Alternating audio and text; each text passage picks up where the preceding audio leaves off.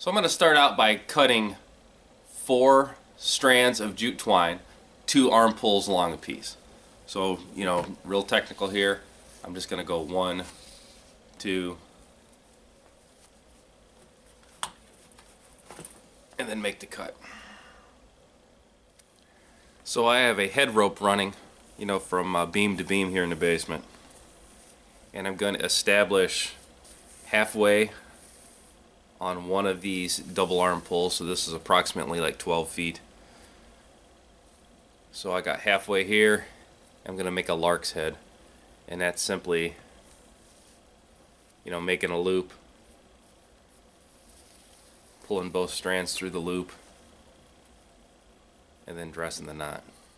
So now with my 4 12-foot long pieces, I've got lark's head over the half, and I have them collapsed so they're all touching now. So this is going to give you some idea of the width of the sling you're going for. Alright, so like any weaving project, neatness counts. So I've got everything in a nice flat line. None of my lines are twisted. I'm going to go over the first line, under the next, over the next,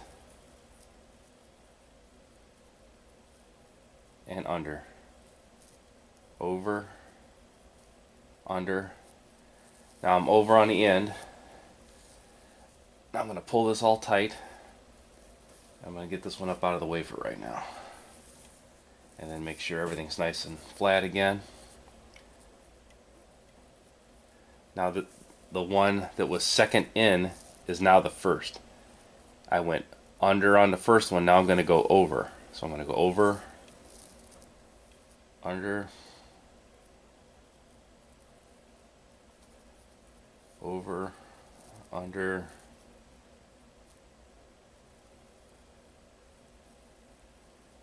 over, under. Now my last one comes back into play. I go over the top, and I'm going to dress it. Okay, so here's where I was. This is now the first one. I went under the last one, so I'm going to start over, under, over, under, over, under,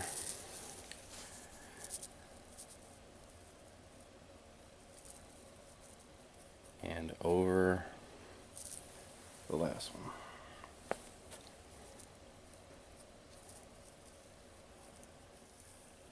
So the process is the same and repeating. You can see here, this is the first one now.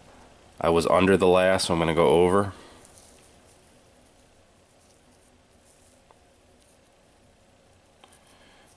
Kind of works better for me if I keep the same tension. Do a couple, keep the same tension.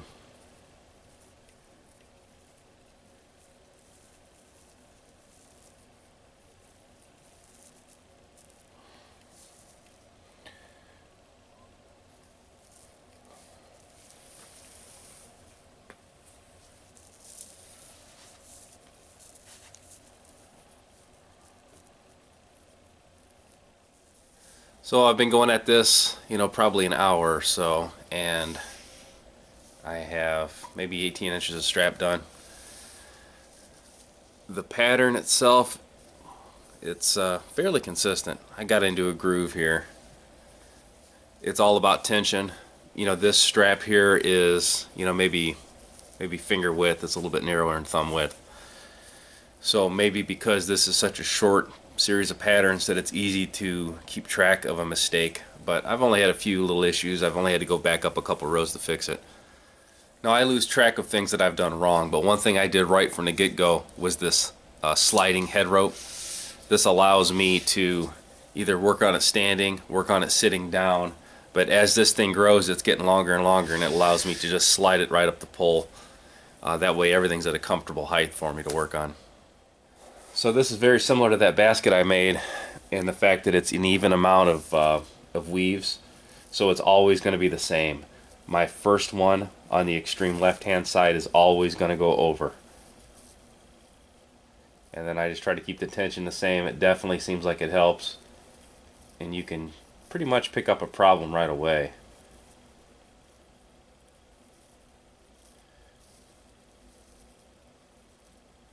And then I'm always going to end up going over the last one.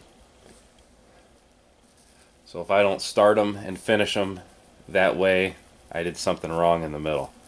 And it's usually just unwrapping one or two weaves and I can see what I did wrong. Okay, so I'm over 3 hours into this weave project here. And I'm getting down to the very end. So I've got, maybe 8 inches left. When I put Lark's head on this ridge line here, I'm going to be able to cut off this ridge line, cut off what I need, and use that to tie the strap onto one side of the D-ring for my water bottle holder. Now on this other end, I'm going to take, I got another piece of paracord here, the same color as the headline, and I'm going to just weave this into place, and I'm going to be able to use this paracord cut to length to tie the other end of the D-ring on the water bottle holder. Okay, so the weave itself is it's a flat braid basically. So what I'm going to do is I'm going to separate the overs from the unders, which is just every other one.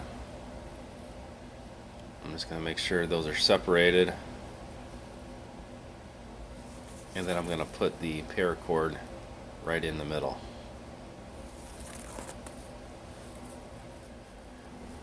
Okay, so here's how it's sitting. I've got the paracord behind the front set of weavers and in front of the back.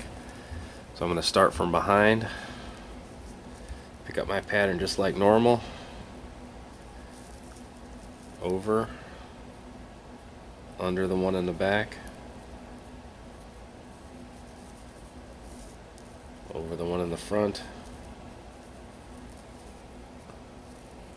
under the one in the back,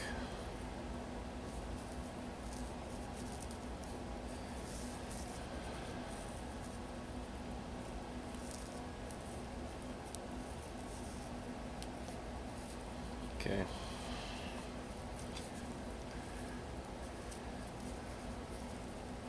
So that's got it trapped in there.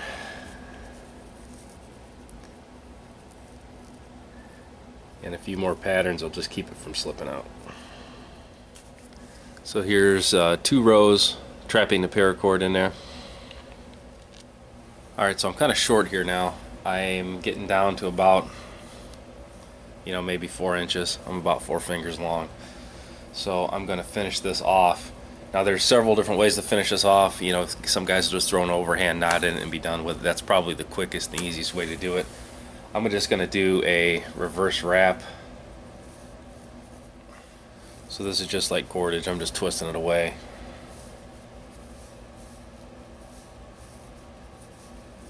And I guess I want to minimize the tassel on this. I'm not really looking for anything crazy long.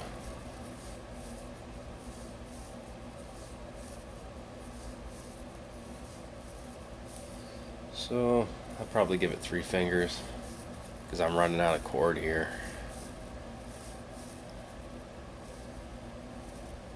So that's about 3 inches of reverse wrap cordage with just a stopper knot, and then I'm going to trim this off when I'm done. So I'm going to go up and grab each pair.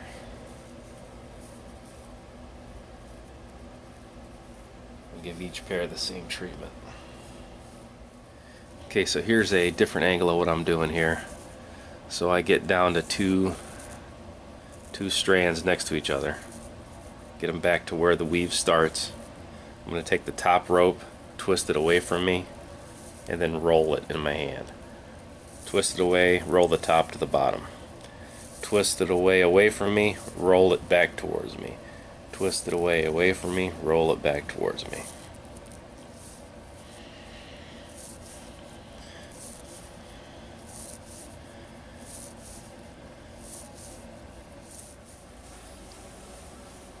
So the finger weave sling, it's all done right now. I've got paracord woven into both ends.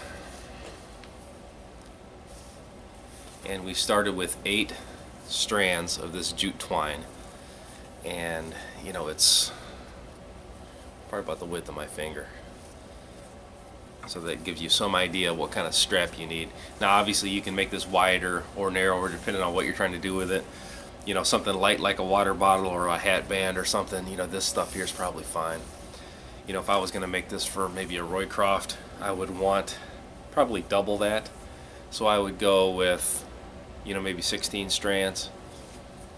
And this was about arm length span. So I had 2 arm pulls and I doubled it in half.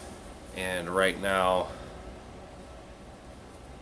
let's see, I probably lost maybe a foot. So this is about a 5-foot long piece, I would say. So with a, you know, a woven line like this for a strap, there's no adjustment on it. So I'm going to cut my paracord that's woven into it about twice as long as I need it, and then I can make my adjustments with a sliding knot on the end of the cord itself. So here's the knot I used on the other end. I'm going to go through the D-ring, then around the D-ring, back through the loop, kind of like this, and I'm just going to throw a fisherman's knot in, which is, I tied an overhand knot on this body of the line, and I'm going to do the same over here.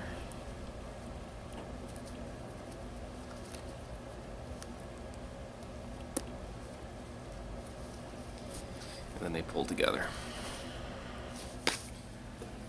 Alright, so the finger woven strap, you know, turned out pretty well. It's seemed a little easier to me than a basket weave.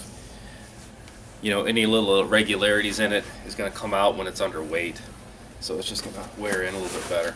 The length of the thing's about fine. You know, it's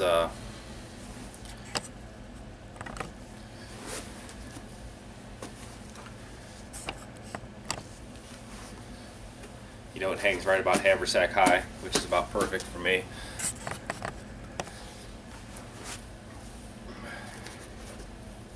Now the only thing I got to do is just finish this up. I've got to burn the ends of my paracord, and anytime I use jute twine at all, I always give it just a real quick wax finish. I usually just take a pad of fixin' wax and just rub it into it. It lets the little hairs and fibers kind of settle in. Not necessary, but it's something I always do, and it makes it finish out a lot better. Alright, this is a pretty decent project to work on. If this is your first time doing it, start small. You know, do a hat band or something smaller than this, maybe a lanyard for a knife. But work your way up. You know, don't just settle at what you've got. This, you can get a whole lot fancier than this. You can put patterns in it, but for my level, what I'm trying to get out of it right now is turning, you know, thin cordage into a heavier, wider strap. And that's basically what I did today. This has been Jamie Boggs with Burning River Bushcraft. See you next time.